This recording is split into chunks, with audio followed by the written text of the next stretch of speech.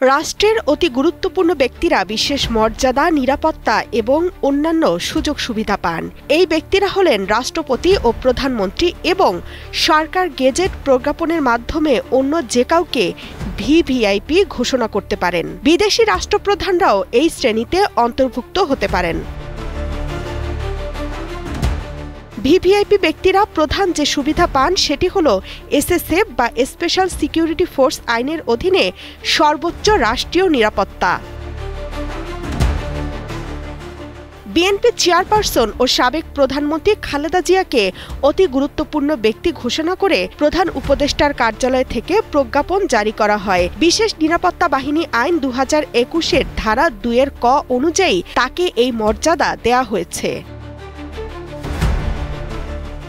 আইন অনুযায়ী এসএসএফ তাকে নিরাপত্তা প্রদানের জন্য প্রয়োজনীয় সকল ব্যবস্থা গ্রহণ করেছে। নিরাপত্তার স্বার্থে প্রয়োজনে বিনা পরোয়ানায় ক্ষতিকর মনে হলে যে কাউকে গ্রেপ্তার করতে পারে এবং পরিস্থিতি বিবেচনায় গুলি চালানোর ক্ষমতাও রাখে।